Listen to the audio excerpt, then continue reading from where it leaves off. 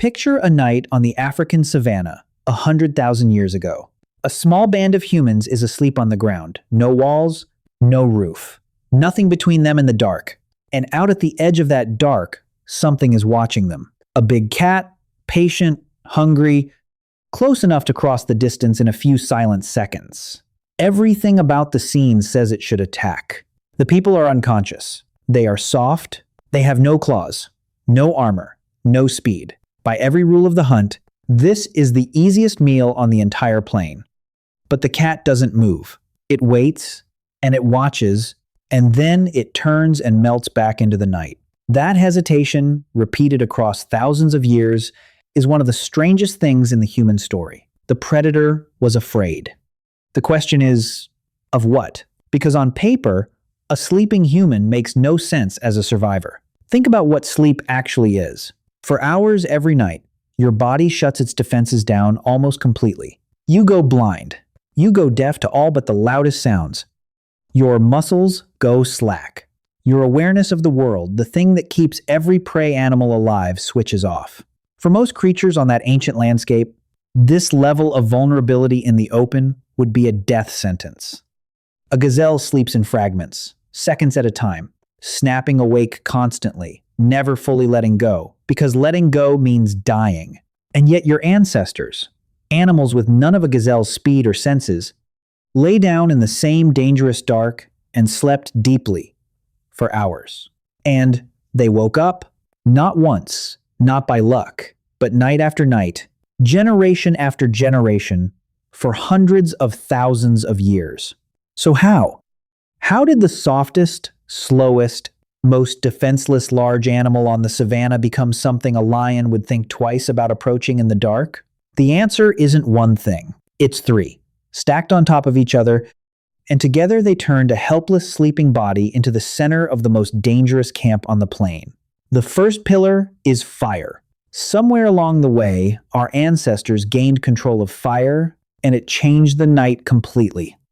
A fire does something no claw or muscle could do for a sleeping human. It holds the darkness back. Most large predators hunt by getting close under cover of dark, using the night as camouflage for the final approach. Fire strips that away. In the ring of light around a burning fire, there is no cover. A cat that steps into that circle is suddenly visible, exposed, robbed of the ambush that its entire hunting strategy depends on. And there is something deeper than light at work.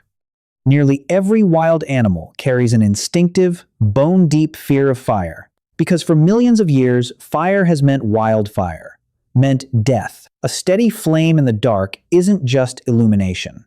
To a predator's oldest instincts, it is a warning that says, danger, stay back. So picture that camp again, but now put a fire in the middle of it. The sleeping humans are no longer lying in open dark. They are lying inside a moving wall of light, and heat and smoke a barrier that shifts and flickers, and crackles and throws long, jumping shadows out across the grass, so that even the empty ground around the camp seems to move and threaten. To the cat at the edge of the dark, that flickering is maddening and wrong. It cannot read the shadows. It cannot find the still, clean line of an approach. And rising off the whole scene is the smell of smoke, a scent that every animal on that plain has learned to associate with the terror of a landscape on fire. The cat isn't looking at easy prey anymore. It is looking at the one combination of things: light, smoke, movement, heat that its every instinct screams at it to avoid. Fire didn't just warm our ancestors. It stood guard over them while they slept, a sentinel that never blinked and never tired as long as someone kept it fed. And that word fed matters because it points at something. A fire in the dark is not a natural thing. Lightning-struck brush burns and dies. A fire that burns steadily, all night, every night, in the same place, is a signal that something intelligent is tending it. On some level, the animals of the savanna may have come to read a steady night fire exactly that way, not as a random danger, but as the mark of the one creature that had mastered the thing they feared most. And you do not approach the creature that commands fire. But fire alone doesn't explain it, because a fire burns down. It needs feeding. Coals fade toward morning. And that brings us to the second pillar, the group. Ancient humans did not sleep as scattered individuals. They slept as a band, a tight cluster of bodies, close together, near the fire, arranged without anyone ever deciding it. So that the most vulnerable were toward the center and the warmth. And a group is a fundamentally different target than a lone animal. A predator's ideal kill is the isolated, the strayed, the young or the sick caught alone in the open, far from any help. A dense group of humans is the precise opposite of that. It means many bodies packed into a small space, many potential responses, and the near certainty that an attack on any one of them will not go unnoticed by the rest. A cat that seizes a sleeping human at the edge of the group has not made a clean kill. It has announced itself to a dozen others, any of whom might wake in an instant. For a predator, that math is bad, and predators are exquisite accountants of risk. The whole point of hunting, for an animal that must survive its own hunts, is a clean kill with minimal danger to itself. Wading into the middle of a sleeping human band, ringed by fire, surrounded by bodies that could all come awake at once, is not a clean kill. It is a gamble with your own life on the table. And the third pillar is what made that gamble truly unwinnable. Here is the part that is the strangest of all, and the most quietly brilliant. In a group of humans, they were almost never all asleep at the same time.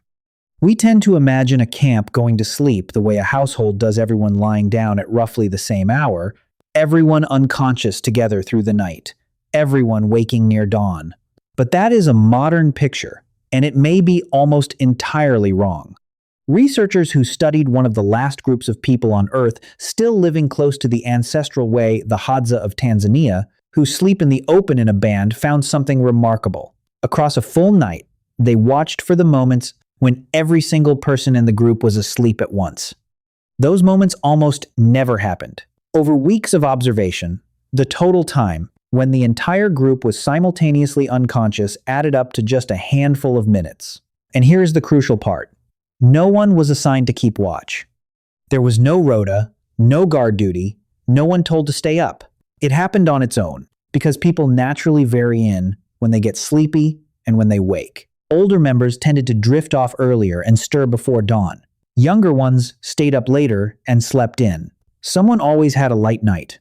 Someone was always awake to poke the fire, to shift, to notice, not by plan, by the simple, accidental spread of human sleep patterns across a group of different ages. The camp was guarded around the clock by a shift no one had to organize because biology had already organized it. Scientists have a name for the idea behind this. It's sometimes called the sentinel hypothesis. The notion that in a social species sleeping in a group, the natural variation in sleep timing means there is nearly always at least one pair of open eyes. Think about how elegant that is. There is no cost. No one loses sleep to stand guard. No one draws the short straw and stays up all night while the others rest. The protection comes for free as a side effect of the simple fact that a group of different people of different ages will never all get tired at exactly the same moment. The band is defended by its own diversity. And for a predator, that changes everything. It means there is no safe moment. No window when the whole camp is blind and deaf and helpless together. Every single approach, on every single night, carries the risk that some restless elder who always wakes before dawn, some wide-awake young straggler still staring into the coals is looking out into the dark at the exact wrong moment, ready to shout, to wake the others, to reach for a burning branch. Multiply that risk across every night of every year, and the easy meal never comes. The window never opens. The camp is never truly asleep. Now stack the three pillars together and stand where the predator stands. You are a lion, hungry, at the edge of the dark. In front of you is a cluster of soft, slow animals, but they are ringed by fire, the one thing your instincts command you to avoid. They are packed together, so any attack risks waking a dozen of them at once. And you cannot count on catching them unconscious, because there is no moment when they all are. What looked, on paper, like the easiest meal on the savanna is in fact one of the most dangerous targets on it. So you wait, and you watch, and you turn back into the night. Not because the humans are strong, but because everything around their weakness has been engineered by fire, by numbers, by biology into a trap. And over enough time, this did something to the predators themselves. Something learned. A young lion that tried its luck with a human camp and met a wall of fire, and screaming and thrown stones, learned a lesson. A hyena that lost a pack member to a coordinated human response carried that forward. Predators are not stupid. They learn what is worth hunting and what is not. And generation after generation, they learned that a human band, even a sleeping one, was not an easy meal. It was a source of pain and fire and death. The fear became instinct. The very sight of a human camp, glowing in the dark, came to mean stay away. This is the deeper reversal hiding inside the whole story. We think of ancient humans as prey, small, weak, hunted, scurrying through a world of things with teeth. And for a long, long time, that was true. Our early ancestors were killed by big cats, and hyenas, and the giant predators of the ancient world, and the fear of the dark you may still feel is an echo of exactly that. But somewhere in the deep past, the arrow turned around. It did not happen in a day. It happened slowly, across thousands of generations, as fire was mastered, as tools became weapons, as the loose band tightened into something that could plan and act as a single mind. And at some point, a threshold was crossed. Humans stopped being merely prey and became something far more unsettling to the animals around them. A creature that fought back, that used tools it wasn't born with, that remembered a face, that could follow a predator to its den in daylight and come looking for revenge. Think about how rare and how frightening that is in the natural world. A predator can handle prey. Prey runs, prey hides, prey dies, and the hunt resets. What a predator cannot handle is prey that punishes the hunter prey, that turns a successful kill into a fatal mistake, that makes the cost of hunting you higher than the meal is worth. That is exactly what we became. Not the fastest animal, not the strongest, not the best armed by nature, but the one animal on the landscape that could make hunting it a losing bet. And an animal that is a losing bet gets left alone even when it is lying down, even when it is asleep, even when every other rule of the wild says it should be easy. So come back now, out of that ancient night, to your own bed. Tonight you will do the same impossible thing your ancestors did. You will lie down, close your eyes, and surrender your senses to the dark for hours. You will sleep deeply, not in terrified fragments like a gazelle, but fully, completely, with your guard all the way down. And you will almost certainly wake up. You take that for granted, but that deep, trusting, defenseless sleep is not something every animal can afford. It is a luxury, and it is an inheritance. It was bought for you across hundreds of thousands of years, around countless fires, in countless camps, where someone was always half awake and the flames never fully died. The reason you can close your eyes tonight without fear is that your ancestors made the dark afraid of them first. You are not descended from the hunted. Not really. You are descended from the animal that lay down helpless in a world of monsters and taught the monsters to keep their distance. If you made it this far, you are exactly the kind of person this channel exists for. We make videos like this one every week about ancient human behavior, about what your body still remembers, and about the gap between the world you were built for and the one you actually live in.